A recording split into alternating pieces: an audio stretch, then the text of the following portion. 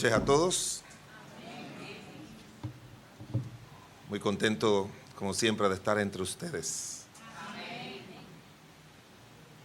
Esta noche queremos cerrar el ciclo de las enseñanzas que hemos estado trayendo desde el viernes.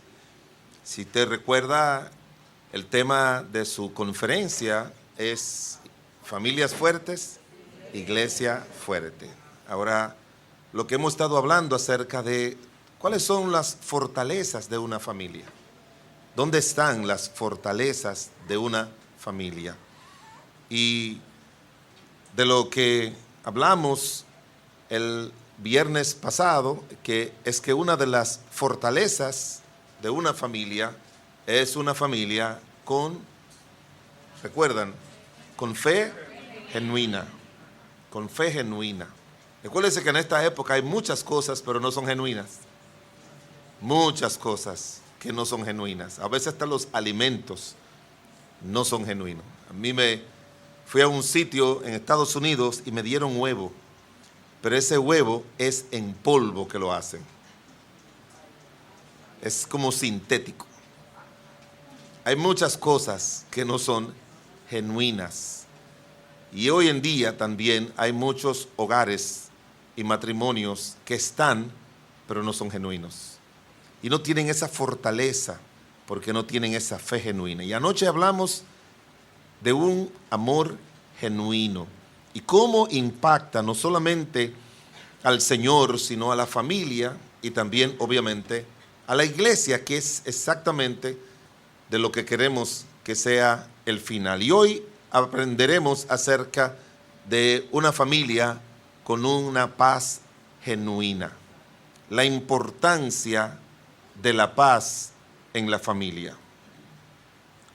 Les traje un recorte de periódico pequeño con una información que solamente tiene 5 líneas, pero cuando usted lo lea va a entender por qué es importante desarrollar un ambiente de paz y de otras cosas más que son necesarias para el desarrollo de nuestra familia.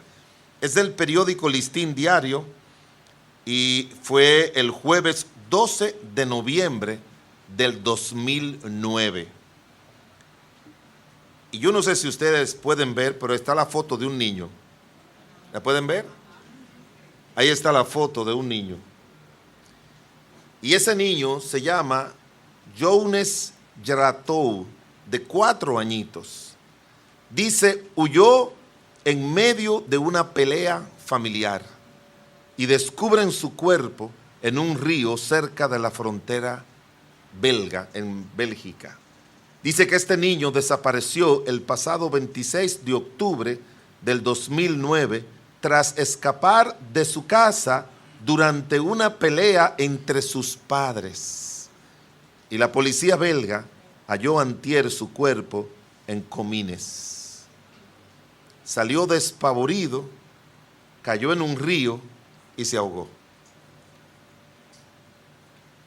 La realidad, hermanos, es que hay muchos hogares donde hay más pleitos que paz. Porque él quiere que las cosas se hagan como él diga y ella quiere hacer lo mismo y después los hijos aprenden lo mismo. Y como alguien dijo, me gustó esa frase, una convivencia pacífica significa ausencia de guerra, pero no presencia de una verdadera paz. A veces hay parejas que yo he visto como que todo está bien. Unos hermanos que siempre estaban en guerras, una parejita que siempre estaban discutiendo y peleando y tirando el florero al piso cuando se incomodaba ella y cosas así. Pasaron 3 meses sin que tuvieran ningún tipo de guerras. Y yo le pregunté, ¿y cómo está la cosa entre ustedes? Y él me dijo, en paz. Y algo en el espíritu me dijo, yo le dije a él, no me gusta. Y me dice, pastor, ¿cómo es que a usted no le gusta cuando eso es lo mejor que podamos estar sin pleito? no, yo estoy seguro que hay algo ahí malo.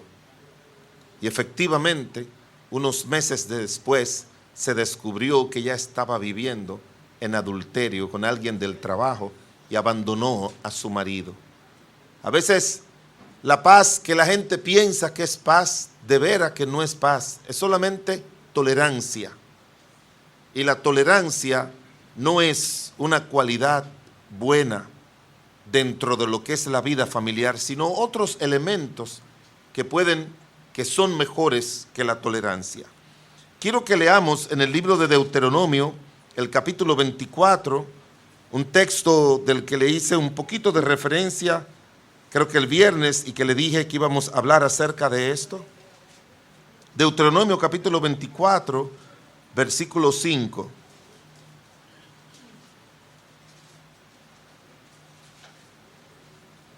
Todos de pie vamos a leerlo juntos a una voz.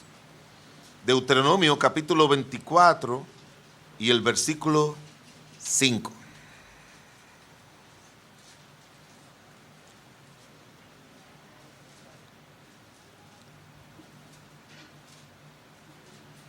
¿Lo tienen?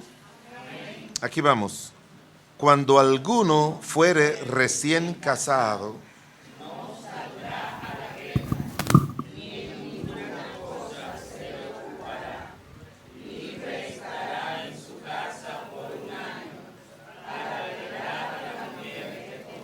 muy bien, oremos. Padre del cielo y de la tierra, te alabamos, te bendecimos, disfrutamos el regocijo de cantar a ti, de alabarte a ti, de adorarte a ti, como lo hemos hecho en esta noche. Tú eres el Dios digno de toda alabanza, de toda gloria y de todo honor. Y en esta hora venimos reverente ante ti para darte gracias por el deseo inmenso que tú tienes de salvar a los pecadores, a nosotros los seres humanos, y ayudarnos a los cristianos y a todos a vivir en paz. Te pido en el nombre de Cristo Jesús que tu verdad, de la manera en que cada cual lo necesita, tú lo traiga en esta hora a cada persona que tú has traído en esta noche. Que tu Santo Espíritu esté obrando. Tu siervo es completa y totalmente incapaz de traer la verdad por sí mismo. Pero confiamos en que tu Espíritu ha dicho que seremos llenos de Él para dar a conocer la verdad de Dios en tu gracia y en tu poder. Obra, Señor, en cada vida, en cada matrimonio, en cada familia. Ayúdales a tomar decisiones importantes a los esposos, a los padres, para ayudarlos a tener un hogar de paz, porque eso es lo que va a bendecir a las iglesias. Obra con poder en el nombre de Jesús. Amén, amén. Gracias, se pueden sentar. El viernes hablamos de que Dios no es un Dios de familia. ¿Es un Dios de qué? De generaciones. Y anoche dijimos que amor son 3 acciones que tenemos que tener nosotros. El que ama, sirve. El que ama, ayuda. Y el que ama, trabaja en favor de ellos. Eso fue lo que encontramos con la familia de Estéfanas. Ahora, este versículo es de suma importancia en las Escrituras, porque como le dije, nunca más en la Biblia usted va a leer esa frase, recién casados.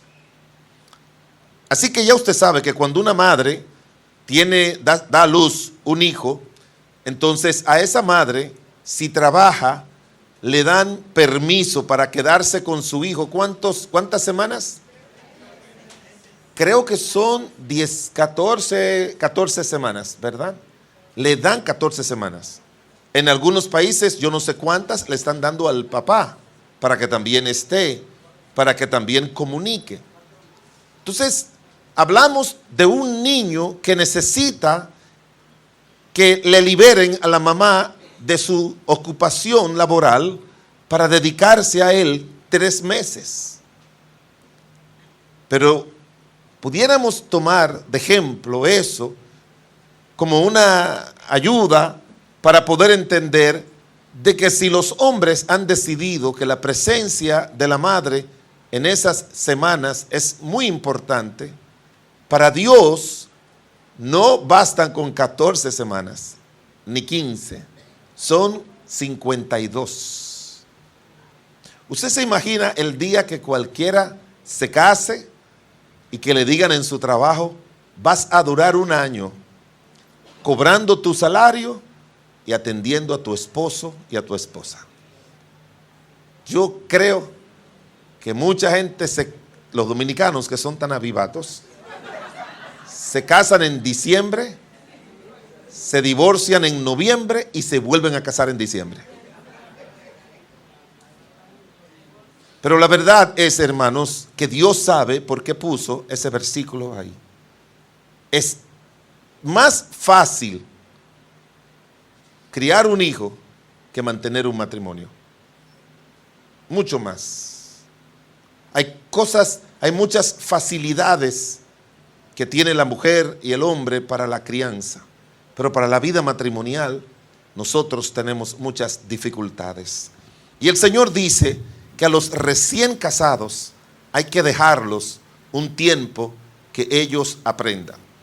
Sin que los estudiosos de la familia no cristianos conozcan este versículo, ellos dicen que en la vida matrimonial el primer año es el más difícil.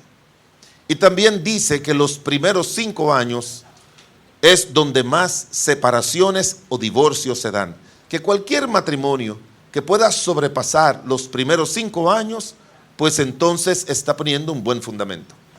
Algunos cínicos utilizan eso para decir que el primer año es el más difícil y que los otros peores. Así dicen esos más cínicos.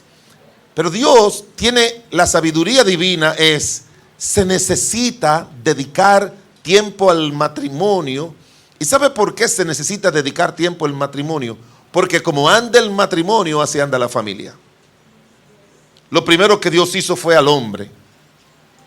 Y lo segundo que él hizo, no fue a la mujer. Primero él hizo al hombre y en segundo lugar hizo el matrimonio. ¿Sabe lo que significa eso? Que la mujer fue hecha para el matrimonio. Y el hombre no estaba completo, según Dios dice, que él vio que eso no era bueno, hizo la mujer para completar su existencia. Entonces pudiéramos decir, primero Dios hizo al hombre, en segundo lugar el matrimonio, y cuando yo digo el matrimonio es porque no trajo a Eva, a Juana y a María para que él eligiera. Le hizo a Eva e inmediatamente se la dio. O sea, es como Eva nació hoy y hoy mismo se casó. ¿Sí me entienden? Nació el 20 de agosto en la mañana y el 20 de agosto en la noche estaba casada con Adán. Porque fue algo inmediato. Y luego fue que Dios hizo la familia, Adán y Eva, con Caín, Abel y todos los demás hijos, porque Génesis 5:5 dice que Adán y Eva tuvieron hijos e hijas. Solamente se menciona el nombre de 3, que fue Caín, Abel, que mató a su hermano, y Set, que fue cuando los hombres comenzaron a invocar a Dios. Entonces, usted tiene que poner suma atención en que su matrimonio camine bien. Porque si su matrimonio camina bien, la familia va a caminar bien. ¿Y qué es la familia? Papá, mamá y los hijos. Pero si su matrimonio camina bien y la familia camina bien, sus hijos después de usted van a caminar bien y van a tener la habilidad de saber elegir para formar buenos matrimonios y buenos hogares. Cuando yo comprendí eso, tomé la decisión de trabajar duro para que yo tenga un buen matrimonio. Porque esa es la mejor manera de influir en el corazón y en la mente de los hijos. Fíjese como dice esta reseña que le hice de alguien de Bélgica. Los esposos, aunque dice aquí sus padres, pero los padres no tienen muchos problemas. en la familia. Los que tienen problemas en la familia, ¿quiénes son? No, los esposos. Lo que yo quiero que usted aprenda a ver, cuáles son los tres subsistemas que hay dentro del sistema familiar. En el sistema familiar está primero lo que se llama, que algunos así utilizan una palabra griega, el olón marital, que es los esposos. Y eso tiene sus responsabilidades. Y luego lo que ellos llaman el olón parental, que son las responsabilidades de padre. Y el tercero es el olón, como ellos le llaman, fraternal, que es el de los hermanos. O sea que una familia tiene maridos, padres e hijos. Y cada uno de ellos tiene que tener sus cualidades. Pero la familia, hermanos, aunque haya divorcio, la familia en sí nunca se divide. Papá será el papá, mamá será la mamá, aunque no vivan en la misma casa. Pero el problema que está dañando la sociedad son los problemas matrimoniales, porque esos son los que le hacen más daño a la familia. Los problemas matrimoniales hacen daño, un daño increíble a la familia. Y por eso quiero enfocar un poquito este pasaje hablando acerca del matrimonio, porque recuérdese que los tres aspectos que veremos en esta hora son tres aspectos que tienen que tenerlo los esposos, y luego eso que tienen ellos como esposo, cuando hagan la función de padres, lo van a transmitir a sus hijos, y entonces sus hijos, criados en un ambiente así, podrán entonces elegir buenos esposos y esposas, tener buenos matrimonios, ser buenos padres, sus hijos ser buenos hijos, y entonces los hijos de sus hijos también hacer lo mismo. Y ya no estamos hablando de familia, estamos hablando de generaciones. Tengo una nieta que cumplió 17 años. Desde los 14 yo estoy orando a Dios para que le mande su esposo. No ahora, pero sí cuando llegue el tiempo. Que venga de Dios. Que venga de Dios. Y en el hogar que por la gracia de Dios ha crecido con sus padres, sé que facilita esto. Entonces por eso, dedíquese bien a ser un buen hombre, un buen esposo, a ser una buena esposa. Dedíquese a eso, que se le va a hacer fácil ser un buen padre y una buena madre. Y a sus hijos se le va a hacer muy felices. Por eso dice la Biblia, camina en integridad el justo y sus hijos son dichosos después de él. Y hoy vamos a mirar entonces tres elementos importantes que encontramos nosotros aquí en este pasaje. ¿Qué Dios quiere que ellos aprendan en ese primer año de matrimonio para que lo establezcan como cualidades permanentes en su familia? Recuérdese que lo que Dios quiere que aprendamos no es para que lo sepamos, sino para que lo vivamos. Yo soy de lo que digo que el ser humano tiene tres pasos para ser quien debe ser. Primero, saber. Tiene que saber todo lo que Dios dice, todo lo que el Señor dice en su palabra, todo lo que puede aprender de la sabiduría de nuestros antepasados, de los que han escrito. Usted tiene que saber, tiene que leer, tiene que estudiar, tiene que observar para que usted pueda saber. Y después que usted sabe, Dios quiere que usted es ser. Primero saber y luego ser. Que sea la persona que lo que usted ha leído dice que usted debe ser. ¿Van conmigo? Primero es saber y luego ser. Y en tercer lugar, hacer. Si usted sabe, usted va a hacer y se le va a hacer fácil hacer. Porque nosotros los seres humanos fuimos hechos así. Lea, estudie, escuche, observe lo bueno para incorporarlo a su vida, lo malo para dejarlo fuera. Si usted ha ido a la universidad, el método científico, si no mal recuerdo, tiene 6 pasos. O 5, no sé. 5. ¿Y cuál es el primero? La observación. Ese es el primero, la observación.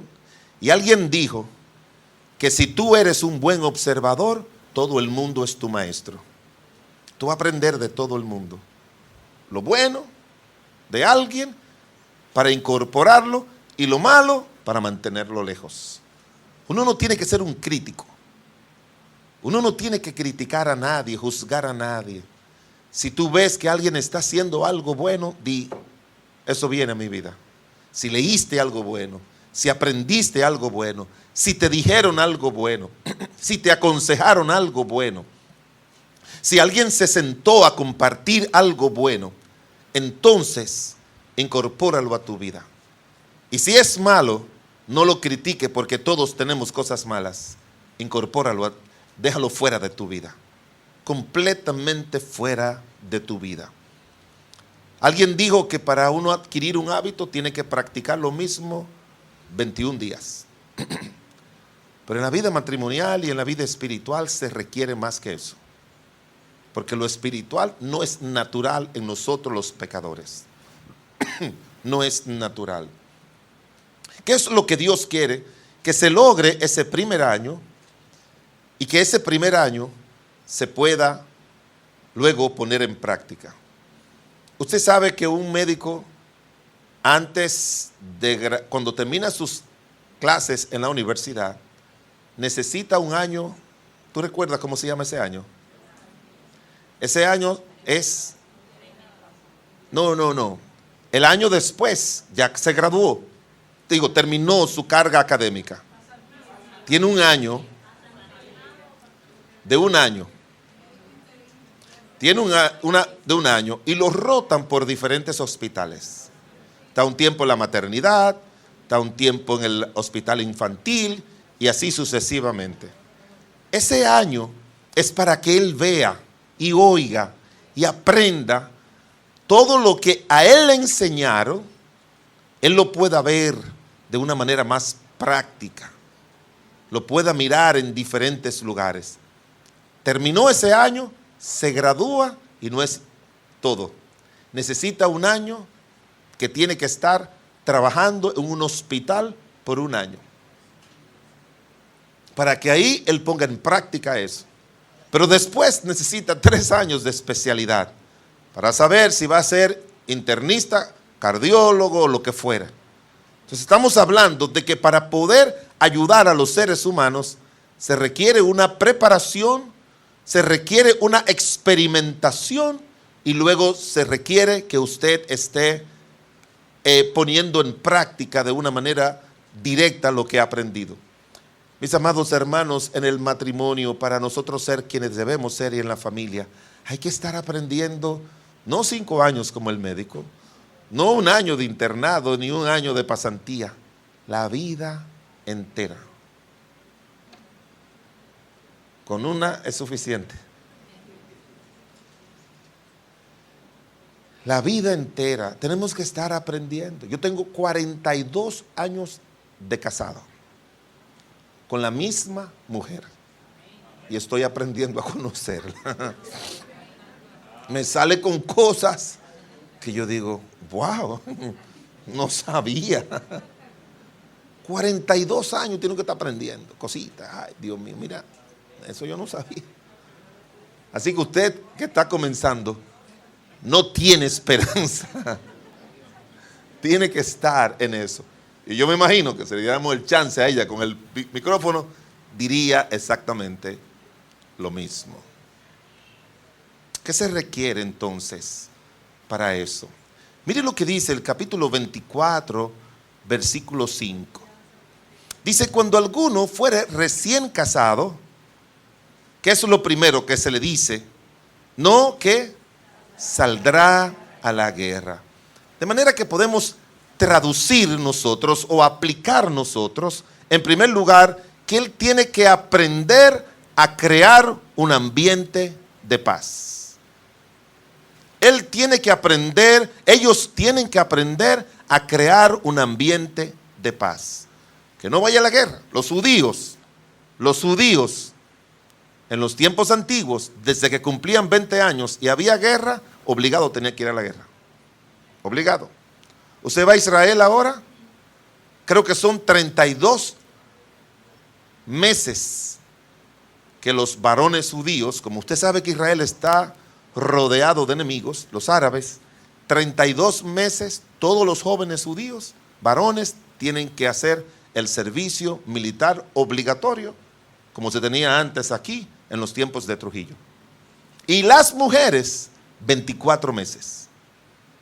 Yo estuve en Israel y usted ve a esos muchachos jóvenes en la calle con su fusil y con su rifle, caminando y patrullando las calles de Jerusalén y sobre todo de Jerusalén, que es el lugar más álgido de conflictos, y también de todos los lugares como Tel Aviv, Haifa y todas esas ciudades importantes.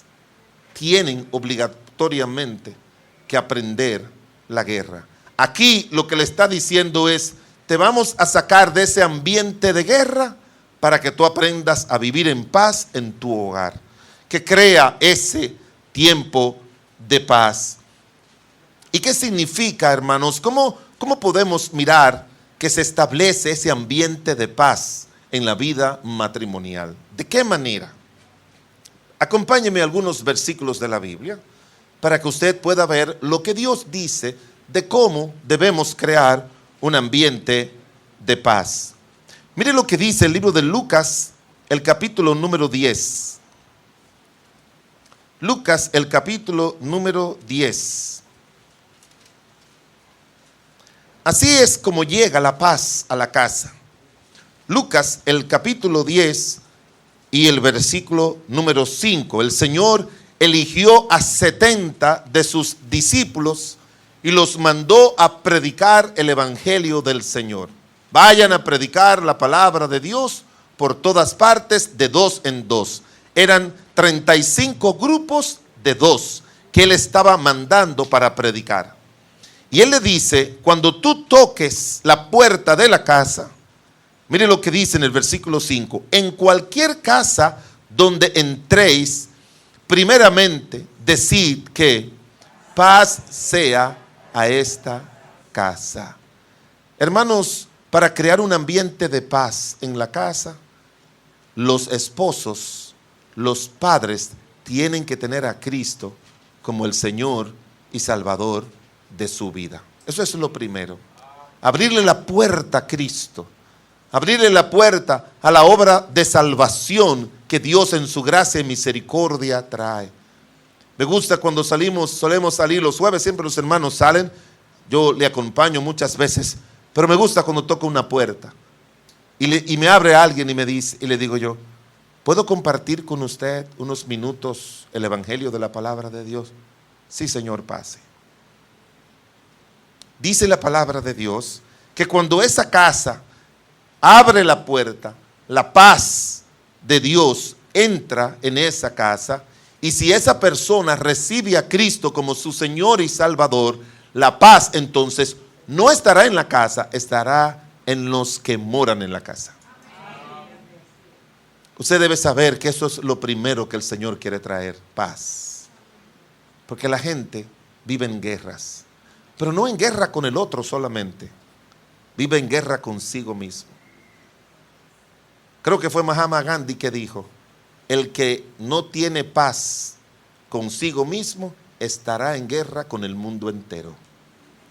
Si una persona necesita tener paz, y Jesucristo, el Hijo de Dios, vino a eso, con el evangelio de la paz, así dice la palabra de Dios, que vino a predicar el evangelio de la paz.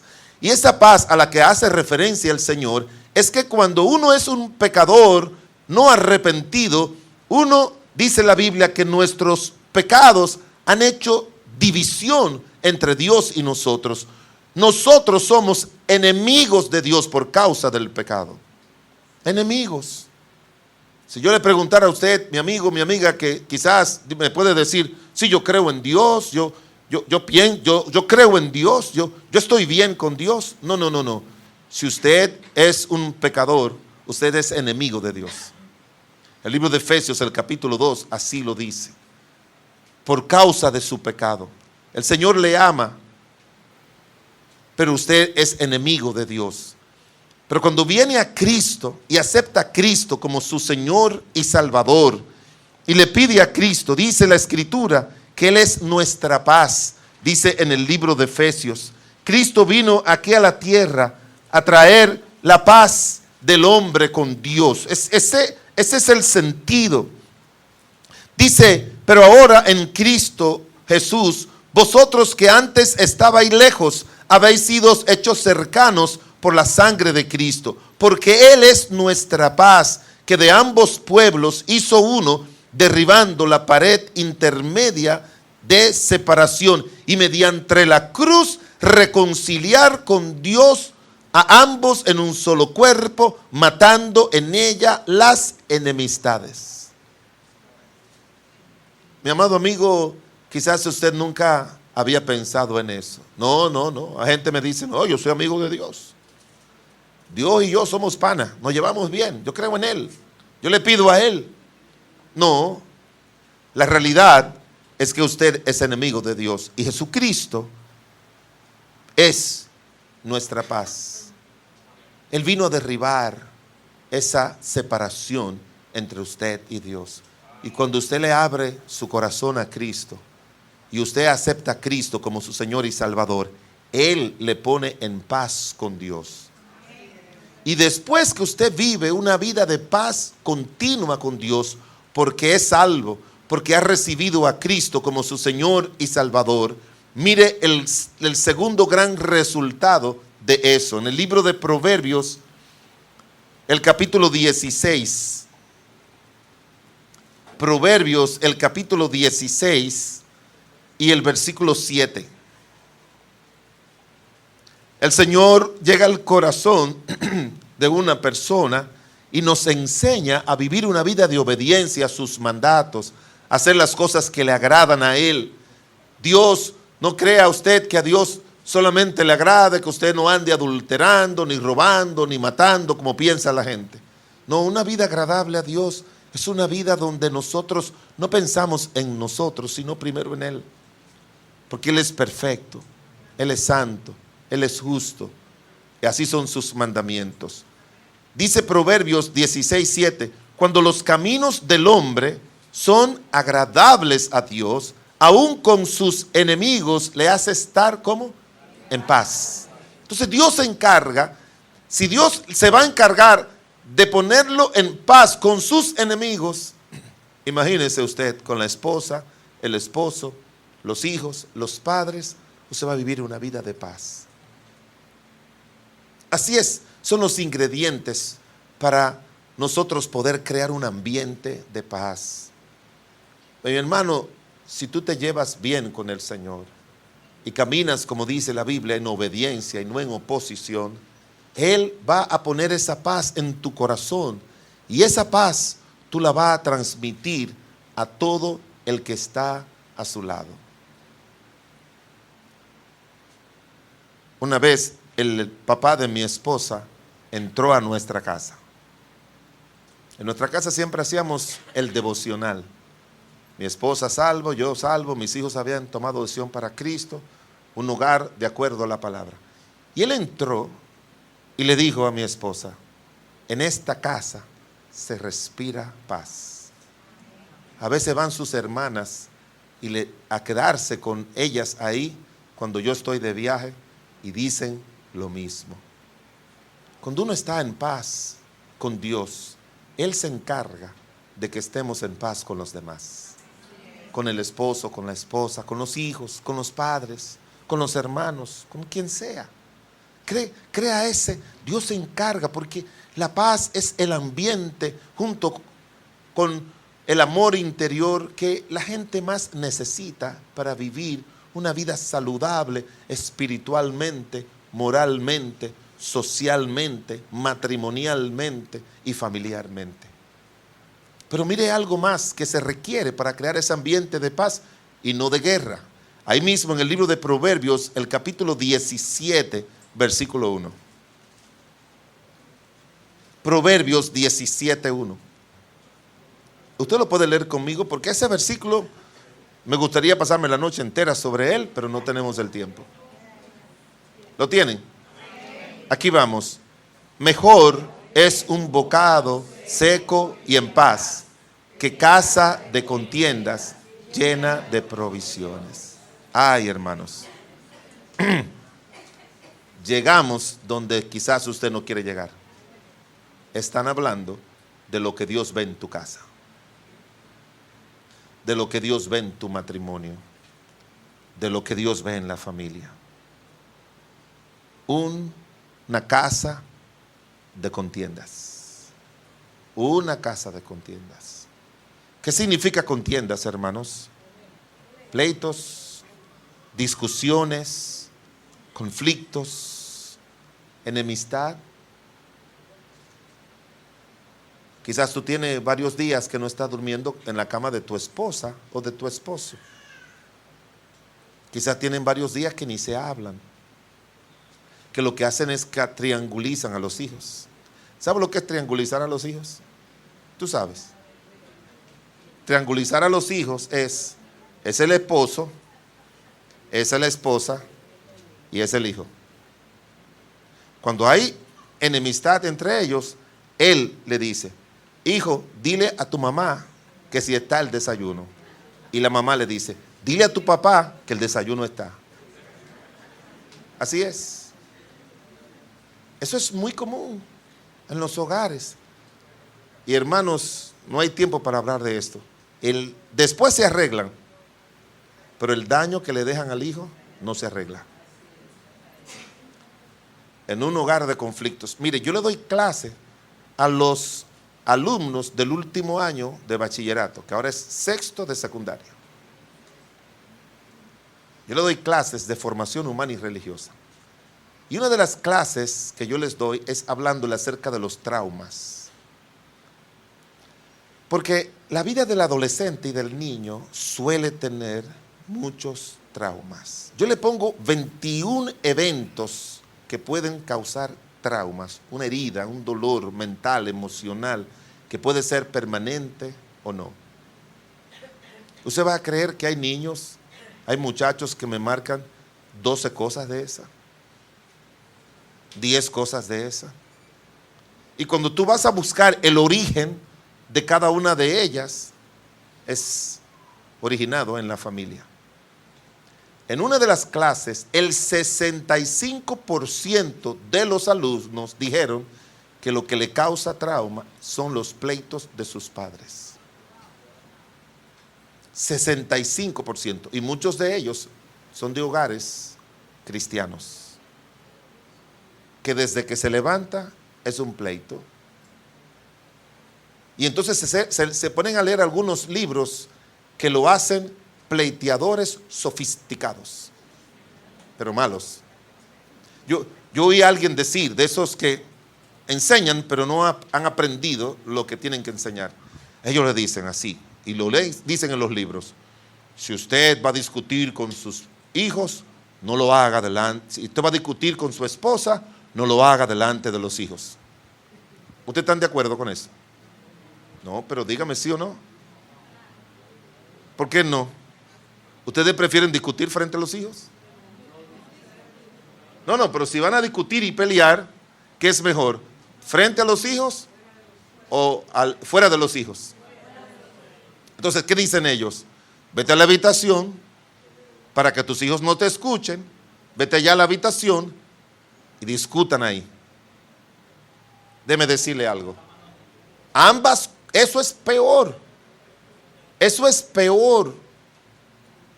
Son muchos los hijos que cuando entran al cuarto los padres a discutir aquí en este país, el próximo paso, ¿sabe cuál es? Entrar y encontrar a su madre muerta.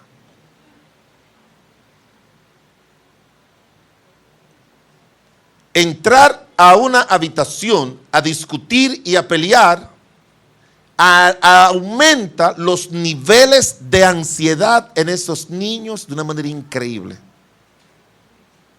Y usted me dice entonces, si usted dice que eso es lo peor, meterse en la habitación, y que también es malo delante de los hijos, ¿cuál es el lugar donde tenemos que pelear?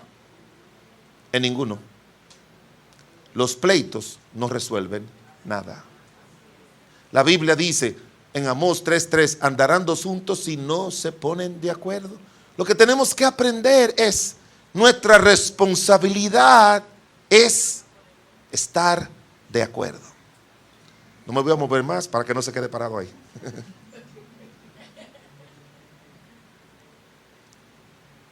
Lo importante es que aprendamos a ponernos de acuerdo.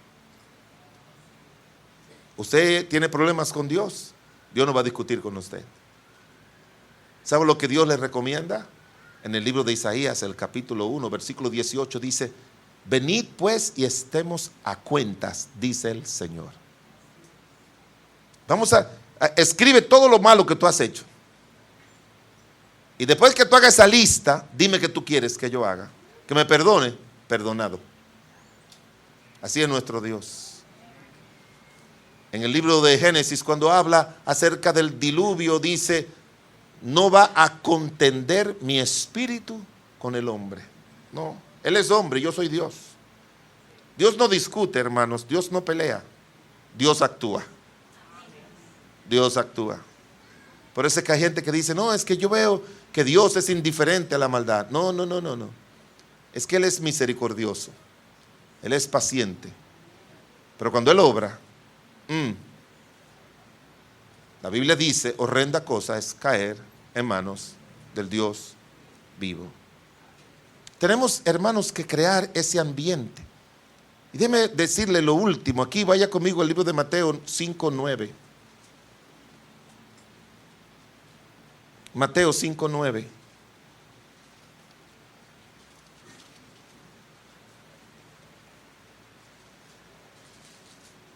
Mateo 5:9. Léalo conmigo. La palabra bienaventurado significa feliz, dichoso.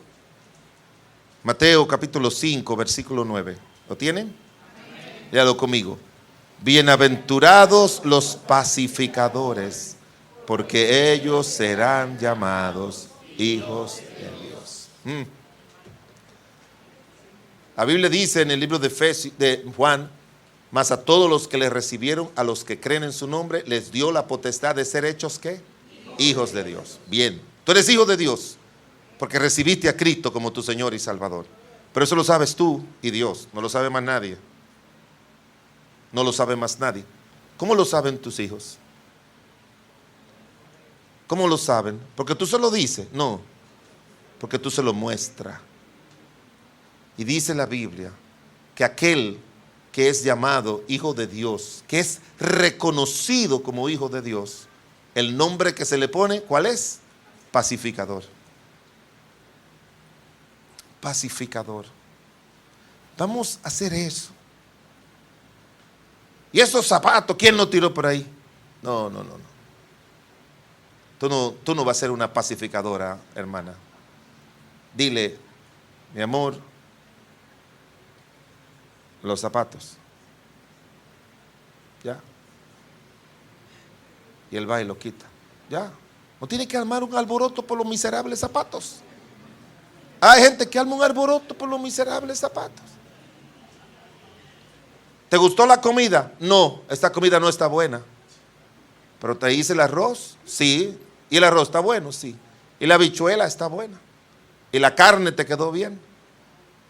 ¿Y la ensalada? Bien. ¿Y qué pasó? No me hiciste fritos maduros. ¿Qué hombre tiene un poquito, aunque sea un poquito de seso en la cabeza, para crear un alboroto por unos miserables plátanos maduros? El problema aquí en esta casa, mira, yo ando buscando esta camisa y está sin planchar. Mírala, sin planchar, mírala. Y la esposa va y le abre el closet y le dice, tiene 20 ahí planchada. Sí, pero yo me quería poner esta. La que uno necesita, nunca está. En esta casa, yo no sé qué voy a hacer. Yo voy a tener que planchar mi propia ropa. Pues le planchala. No, tú eres que tienes que plancharla porque yo soy el que estoy trabajando. Sí, pero tú tienes que ayudarme. Yo no tengo que ayudar. Y por ahí se va. Por ahí se va. Por una miserable camisita que te compraste en La Paca por 200 miserables pesos.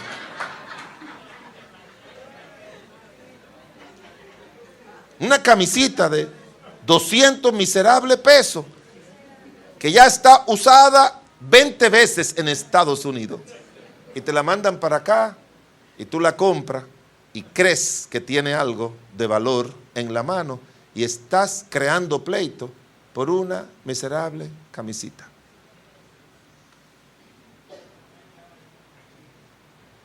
Mira, tú y yo vamos a tener problemas. Porque yo te llamé muchísimo a ti al celular y tú no me contestaste. ¿Con quién tú andabas? ¿Con qué mujer tú andabas? ¿En qué sitio andabas? ¿Qué era lo que estaba haciendo? Un hombre que no se comunica con su esposa y después que le dice 20 cosas, el esposo le dije, me robaron el celular, vino un motorista y se lo llevó.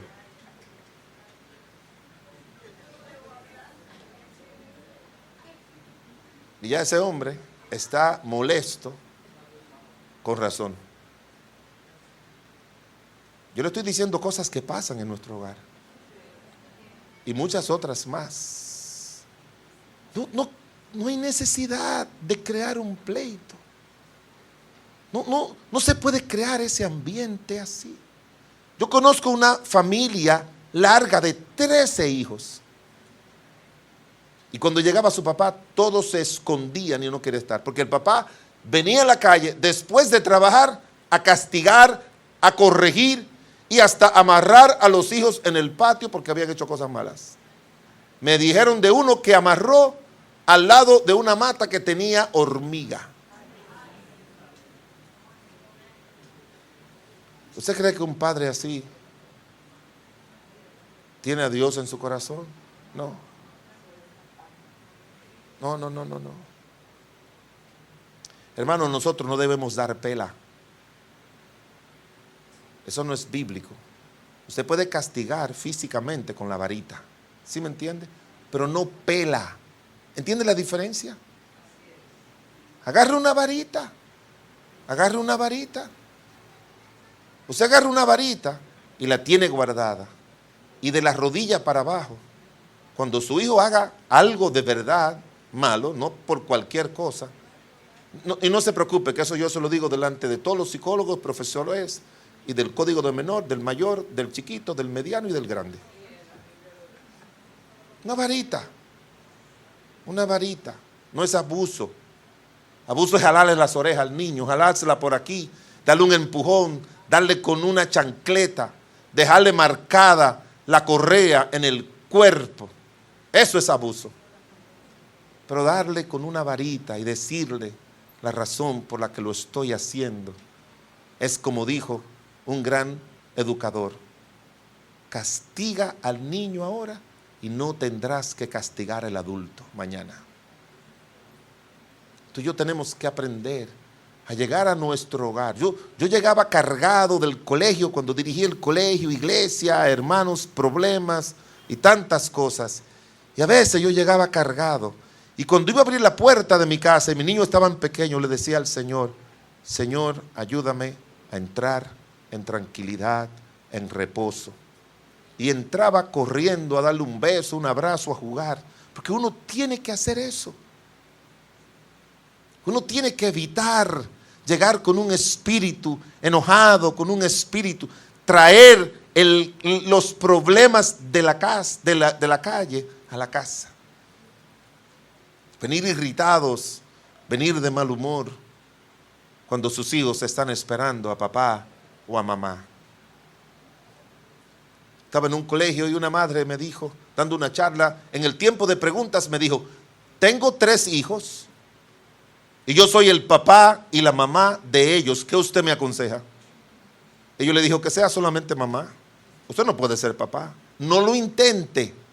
No lo intente. ¿Pero y qué hago? No, sea mamá. Ya. Sea mamá. Dele el afecto, dele la dirección, como dice la Biblia, dele la corrección, pero sea mamá.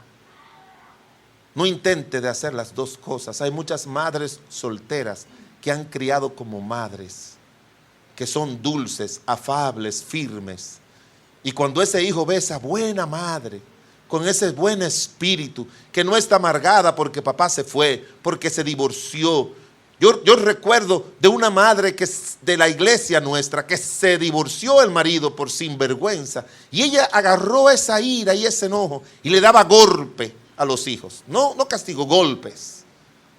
Y un día en el templo, ya uno de los hijos grandecitos,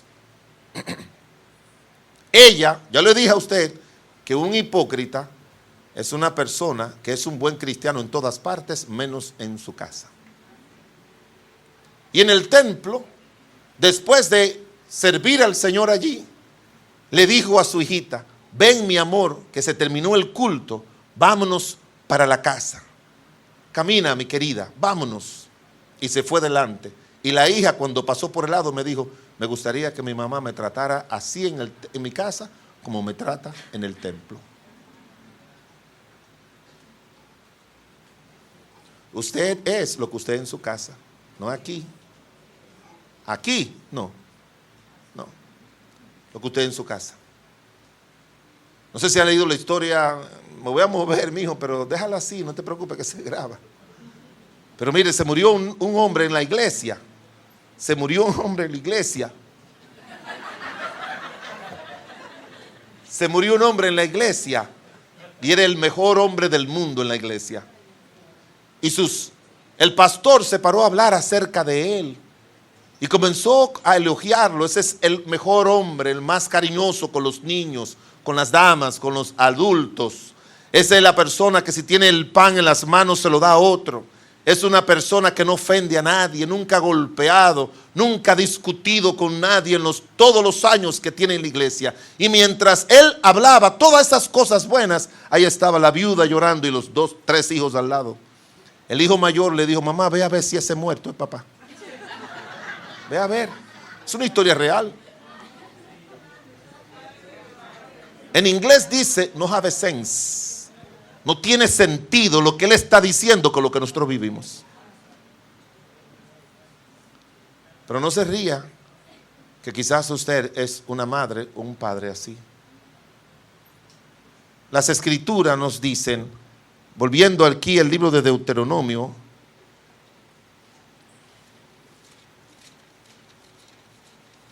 yo no me excuso, porque sé que me extiendo un poco más de lo que se suele extender, pero normalmente estas enseñanzas a veces uno las da en varias secciones si uno quiere hacer un consomé para ustedes.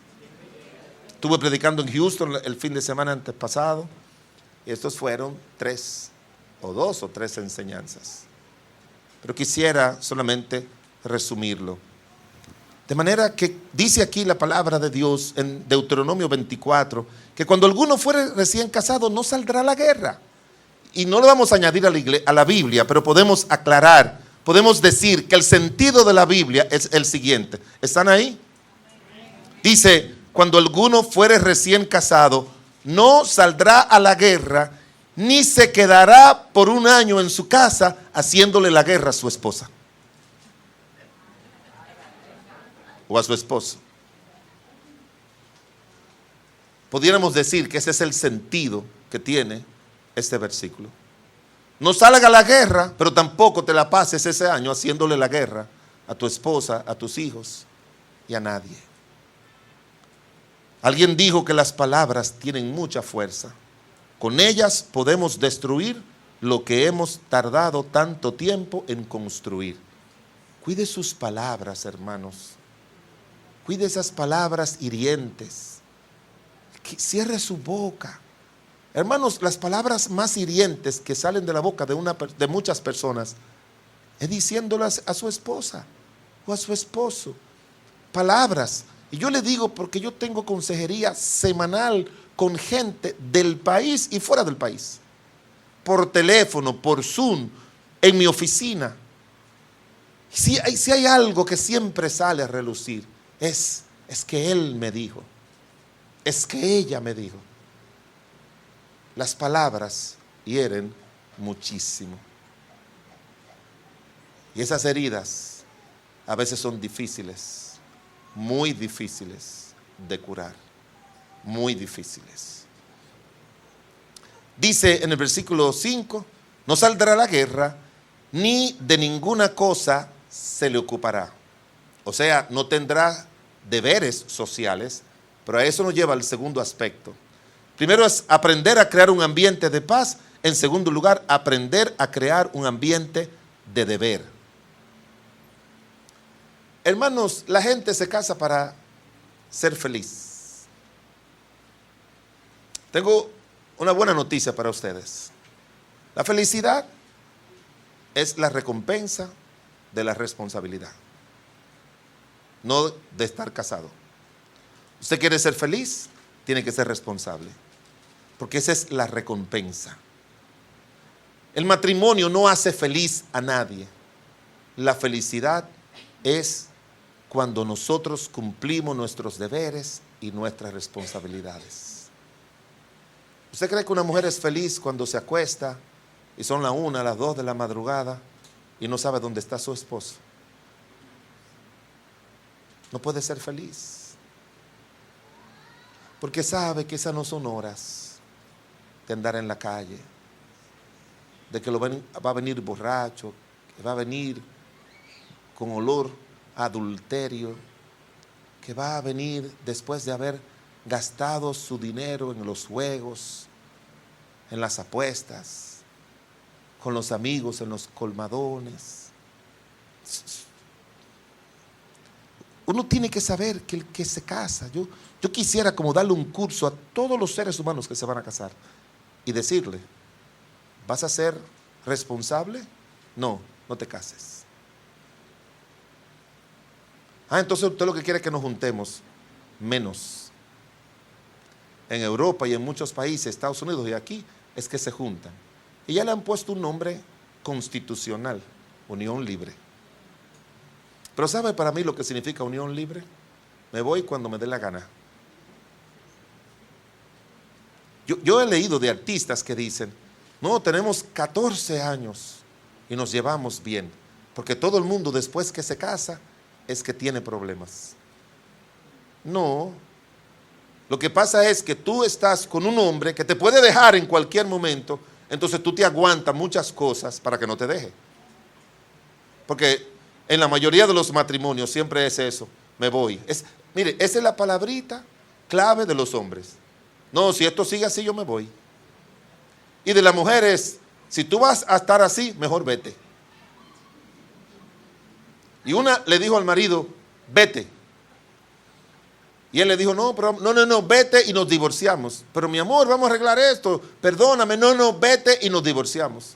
El hombre se fue y se metió a vivir con otra mujer. Entonces va a mi oficina y me dice: ayúdeme a que mi marido vuelva a la casa.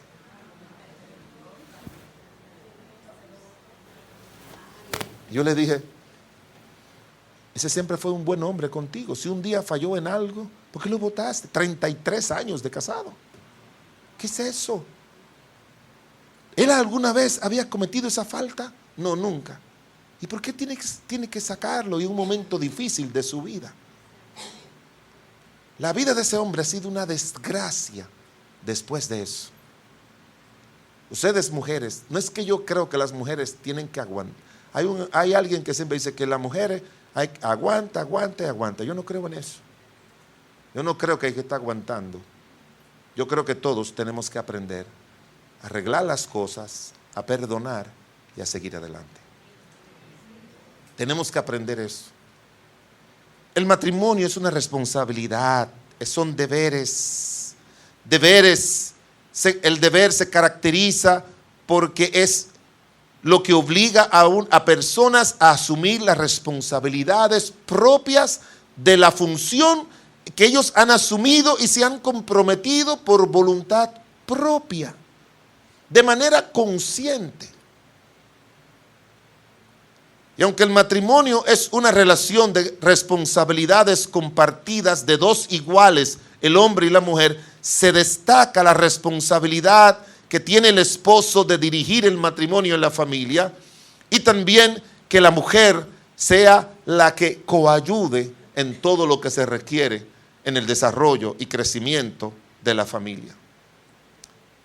Tenemos deberes emocionales,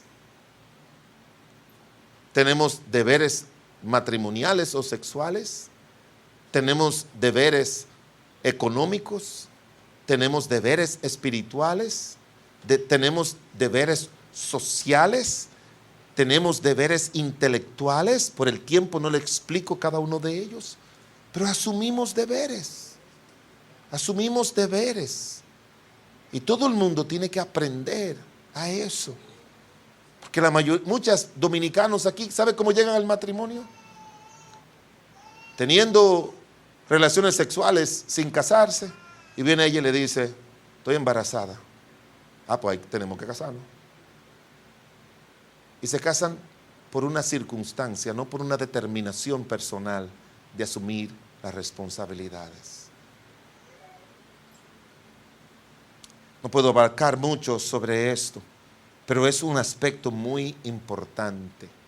La Biblia dice en 1 Corintios 7 que el hombre debe cumplir con el deber con su esposa y la mujer tiene que cumplir el deber con su esposo. Y aunque ahí lo encierra exclusivamente al deber sexual o conyugal, el 1 Corintios 7 nos da una cantidad de deberes que el hombre tiene que cumplir y la mujer tiene que cumplir. Uno de ellos es que dice que los casados y las casadas tienen que tener cuidado de las cosas del mundo, de cómo agradar a su marido. ¿Usted lo ha leído eso? O de cómo agradar a su esposo. O sea, yo no puedo vivir para agradarme a mí, yo tengo que agradarle a ella y ella tiene que vivir para agradarme. Y cuando cada uno de nosotros pensamos solamente en nosotros, entonces va a haber problemas en la vida matrimonial. Tenemos deber de instruir a nuestros hijos espiritualmente, tenemos el deber de ayudarle, de acompañarle, y hay una lista enorme que por el tiempo no podemos ocupar todo. Pero usted sabe, hermanos, estaba hablando con un hermano de la iglesia que trabaja para una empresa del grupo Corripio. ¿Sabe cuántos años tiene trabajando ahí? 32 años creo que son. Y es un hombre que no tiene 50 años. Yo trabajé como encargado de personal de una empresa años atrás. Ahora se llama Recursos Humanos, antes se llamaba era el departamento de personal. Pero me tocó evaluar al que me iba a sustituir. Yo salí porque entré al seminario y fui a comenzar la iglesia ahí en Honduras. Entonces me pusieron a evaluar algunos candidatos. Y hubo uno de ellos que cuando el administrador me pidió referencia de cuáles yo les recomendaba, yo le dije: mire, este es el que tiene más experiencia y está dispuesto a trabajar por lo que aquí se paga. Y me dijo: ¿Tú estás de acuerdo? Sí, pero tiene una cosa mala que no me gusta. Y me dijo: ¿cuál es? Que en 10 años ha trabajado en 6 empresas. Eso, inestabilidad laboral, no es buena para elegir a una persona en un trabajo. Este hermano tiene 32 años. A la edad que él tiene, si va a solicitar trabajo en cualquier sitio y tiene las competencias básicas, solamente por eso lo agarran y lo emplean. Porque son personas leales que han cumplido con la empresa en medio de todos, pero se han quedado ahí por 32 años. Y han cumplido. Y yo he estado en situaciones donde están homenajeando a alguien que lo están despidiendo. Y yo oigo como dicen: cumple, llega a tiempo, trabaja en equipo, hace su trabajo, ayuda a los demás. Y así van diciendo su responsabilidad. En otras palabras, ha cumplido sus responsabilidades cada día de trabajo. La vida matrimonial es exactamente lo mismo. El que ha tenido 10, 20, 30, 40 años, 50 años de casado. Hoy nos paramos después del culto de la iglesia y fuimos al hogar de una hermana de la iglesia que tenía a sus padres, su papá que cumplía 87 años de edad. Me dijeron: pastor, venga y pase por aquí. Yo fui y pasé. Y ahí estaba este señor, le cantamos. Él ha hecho profesión de fe, pero es muy enfermo y no ha mostrado si de verdad tiene a Cristo como su Salvador. No, pero su esposa sí. Sus hijas y su hijo han recibido a Cristo. y son fieles en el Señor, pero ellos tienen 61 años de casado. Y esa señora ama a ese hombre entrañablemente. La fui a visitar en una ocasión y a hablar con él, se le salían las lágrimas diciendo, yo no sé qué voy a hacer, pastor, si mi viejo se me muere. Una persona que tiene 61 años de matrimonio y que todavía su esposa lo añora, y su esposo, se ha demostrado, hermanos, que cuando hay parejitas como ellos, él se muere y al 2 meses se muere ella. Se muere. Porque ya han creado una simbiosis tan fuerte que ya no pueden vivir el uno para el otro. Pero eso no es cuestión de amor. Lo que alimenta el amor es el cumplimiento de las responsabilidades y deberes. Esa es lo que más alimenta el amor, lo que más crea esa dependencia, esa felicidad. Y eso es lo que necesitamos, cumplir con nuestros deberes, tal como nos manda la palabra de Dios. Terminamos aquí, Deuteronomio 24, dice, versículo 5, cuando alguno fuere recién casado, ¿qué es lo que dice ahí? No vamos a decirlo como lo dice ahí. Vamos a decirlo como él es encabezado de lo que yo digo. Cuando alguno fuere recién casado, aprenderá a crear un ambiente de paz. Punto. En segundo lugar, ni de ninguna cosa se le ocupará para que aprenda a crear un ambiente de deber. Y en tercer lugar, dice la Biblia aquí, libre estará en su casa por 1 año para alegrar a su mujer. Y en vez de decir alegrar a su mujer, para aprender a crear un ambiente de bienestar. Crear un ambiente de bienestar. Libre estará para alegrar. Hermanos, si hay alguien que quiere ver a la gente reír, gozar, alegre, feliz, es Dios. Cuando gente se ríe, usted no ha leído por ahí, creo que son 24 músculos de la cara que se mueven. ¿Usted le ha leído eso? Una cantidad de músculos que se mueven. Yo conozco un muchacho que no se ha casado porque nunca ha vivido en un ambiente, nunca vivió con sus padres cristianos en un ambiente de paz. Vivían en Nueva York y yo iba a conferencias y desde que iba a las conferencias me quedaba unos días para disfrutar de esa ciudad, ir a visitar a mi familia, pero ese amigo me decía, quiero que venga a mi casa para que tú nos ayudes. Y yo, los pocos días que yo recuerdo que empleaba para poder conocer esa ciudad, visitar a los familiares, me decían, y trae tu maletica para que te quede en la casa. Y era desde ese día hasta el otro día y hasta el otro día, sentado con ellos, batallando por la cantidad de problemas que tenía. Y al final terminaron divorciándose. Pero los hijos, ¿cuántos sufren? El mayor nunca se ha casado y no tiene intención de casarse. Ese muchacho siempre está así. Nunca se ríe. Y cuando uno le dice, ríete, hace. No sabe.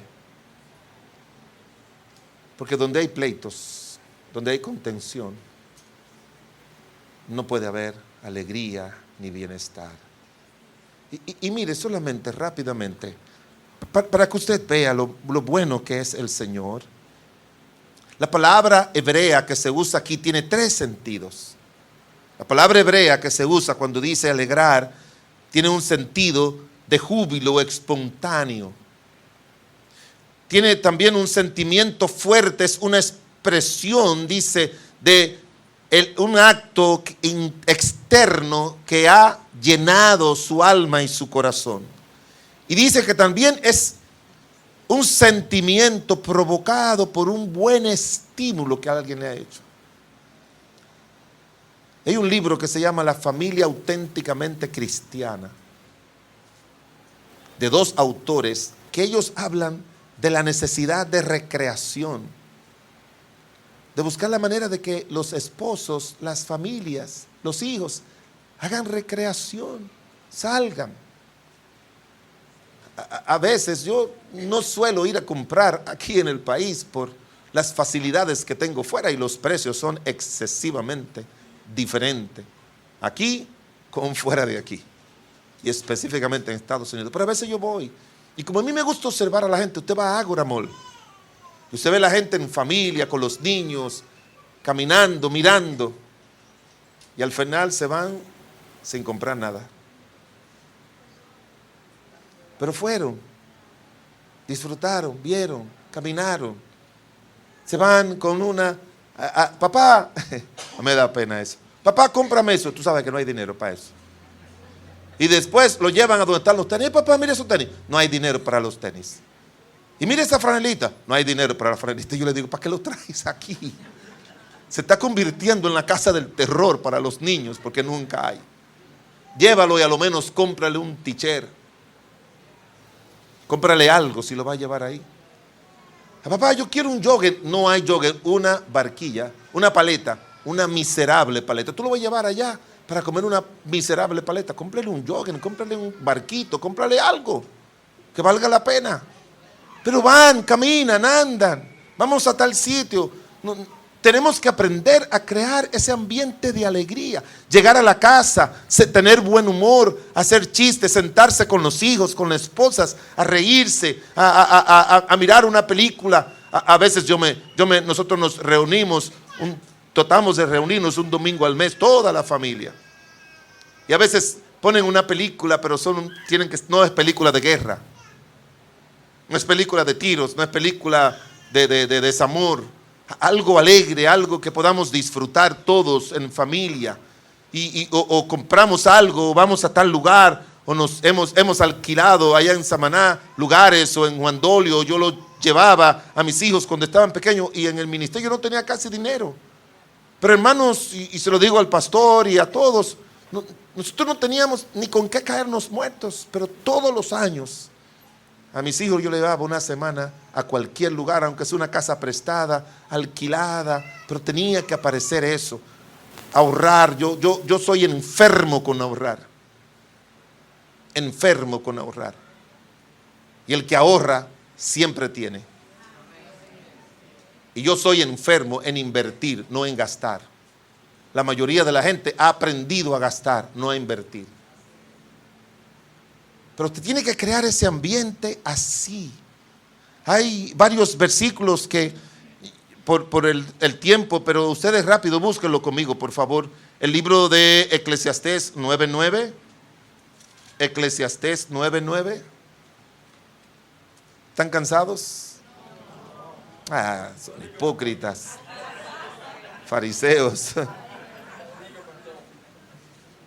Eclesiastés capítulo 9, como decía el pastor Hernán Cortés, esto que yo lo estoy diciendo no lo enseñan en la escuela pública. Así decía él. A mí me gustaba el pastor Cortés. Él decía, póngame atención, que esto no lo enseñan en la escuela pública. Eclesiastés capítulo 9, versículo 9.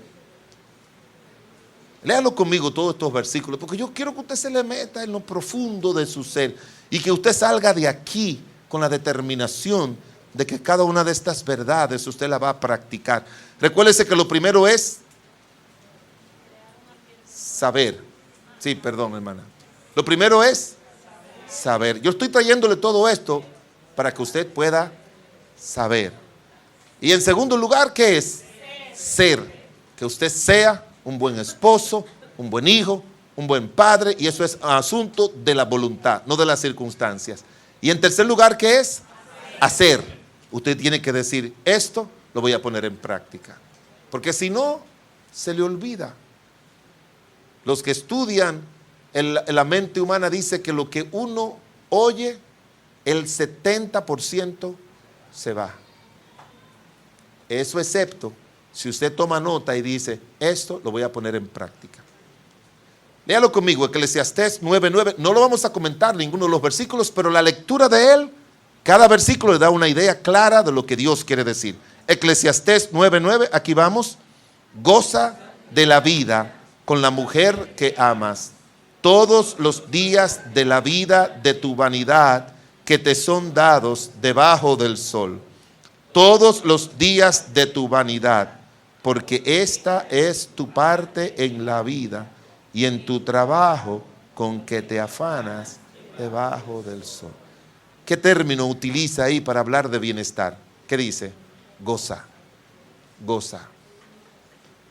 Hermanos, póngame atención aquí. ¿Qué tú quieres ser? ¿Alguien que traiga a casa gozo o tristeza? Piénsalo bien. Cuando tú hables, tienes que saber si tú vas a traer gozo o tristeza.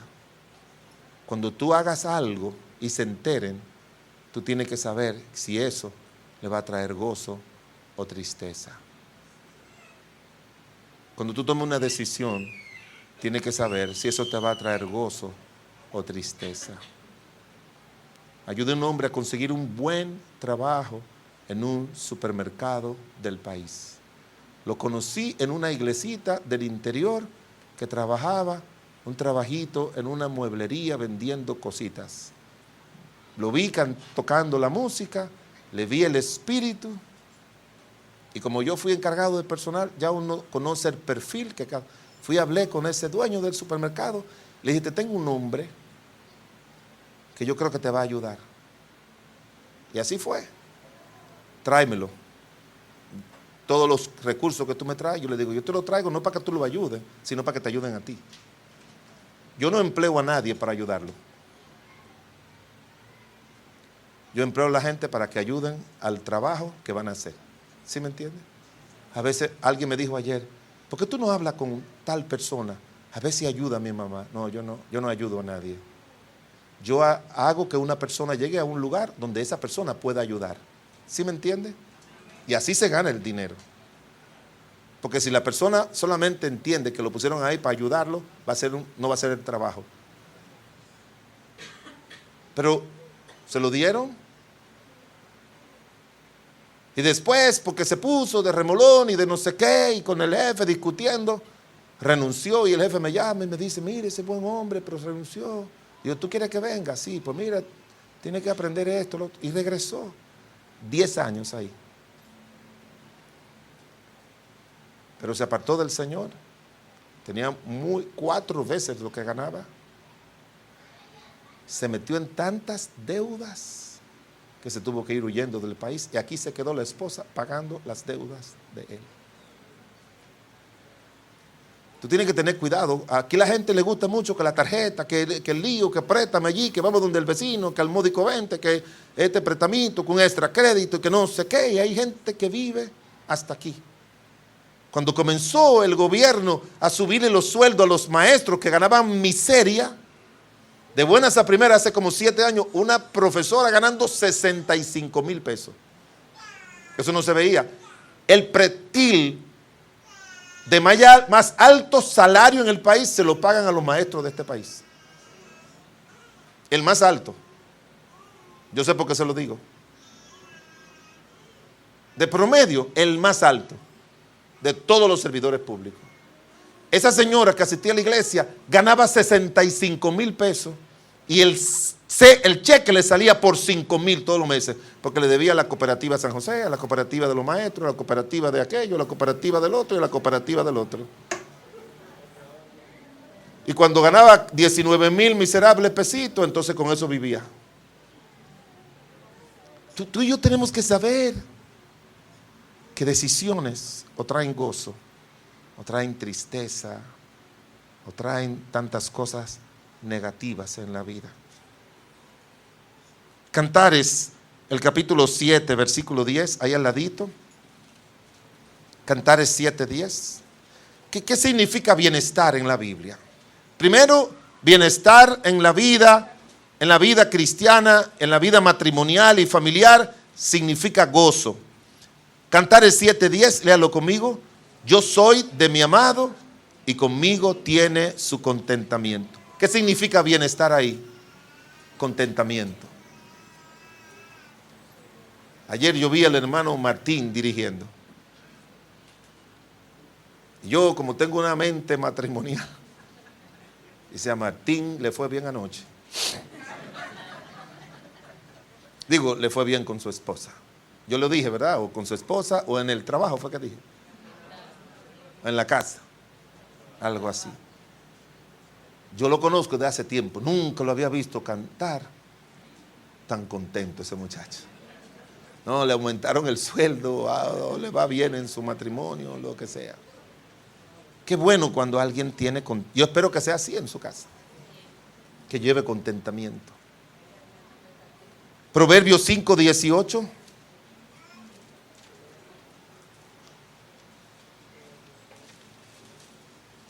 Proverbios 5:18.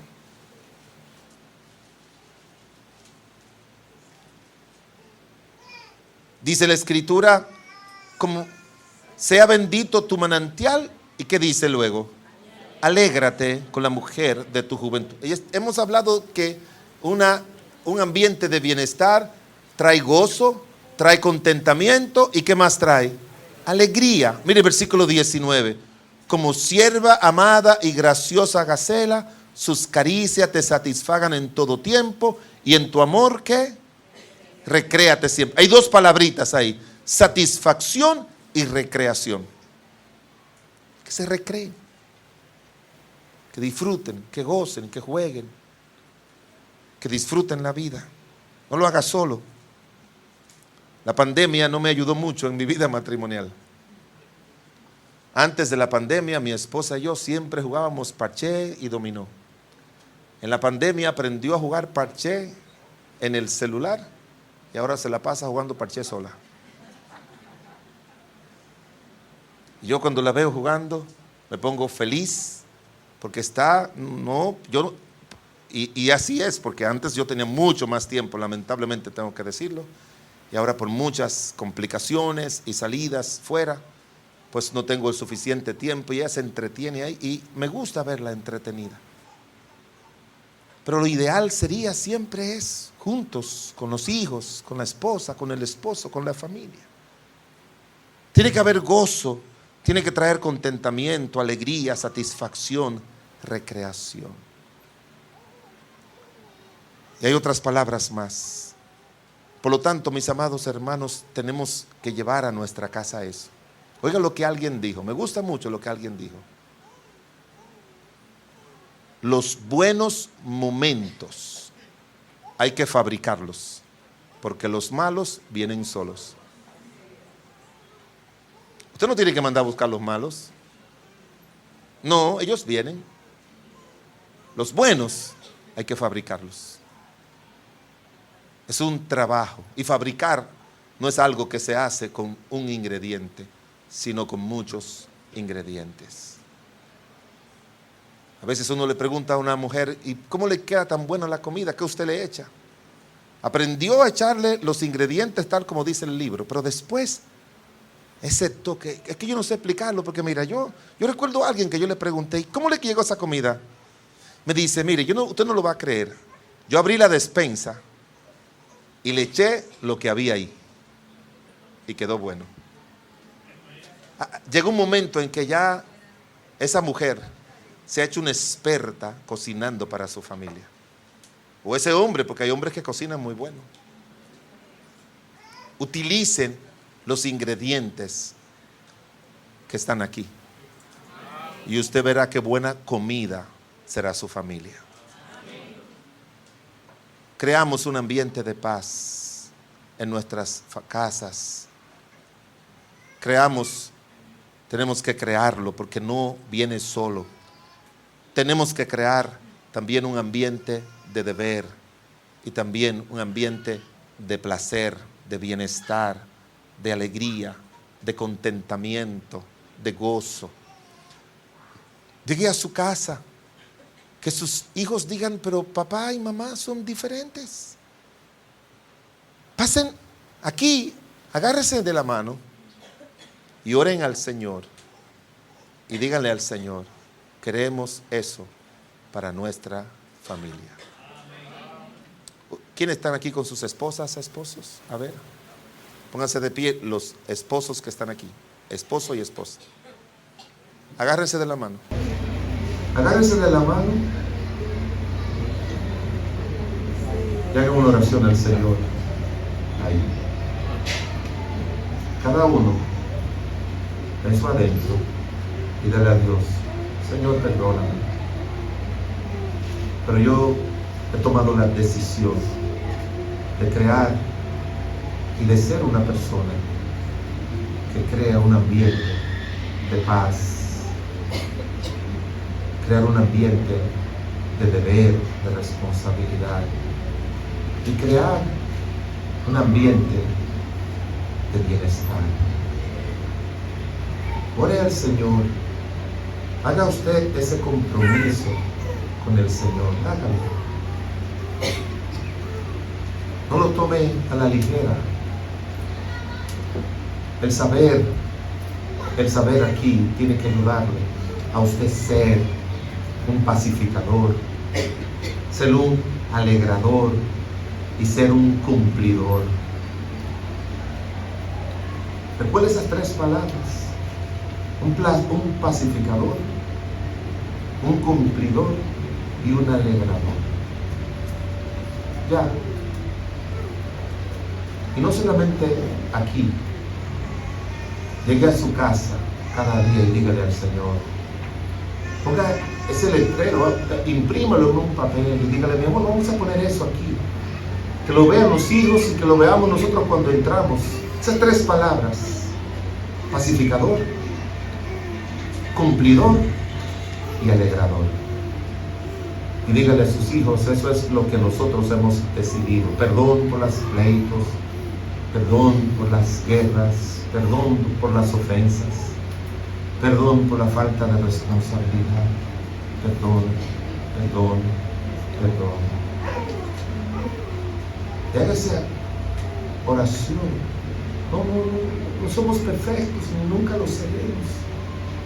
Y si un día no llegó como pacificador, dígale al Señor: ay, Señor, perdóname por estas palabras, estas acciones, esto. Lo haga. El Señor quiere obrar en su vida, pero Dios no obra en contra de la voluntad de nadie. Él es uno que respalda. Hágalo grande, póngalo en el cuarto como un recordatorio. Escríbalo en su corazón, en su alma. Yo voy a ser un pacificador. Yo voy a ser un cumplidor de mis deberes. Yo voy a ser un alegrador. Voy a alegrar. Voy a tener un buen espíritu. La alegría no es hacer chiste. La alegría son acciones que traen gozo, que traen bienestar, que traen paz. Mientras los demás oran, quizás hay alguna persona que no tiene a Cristo como su Señor y Salvador. Quizás su esposo es creyente, pero usted, dama, no lo es, o viceversa. Quizás su esposa lo es y usted no lo es.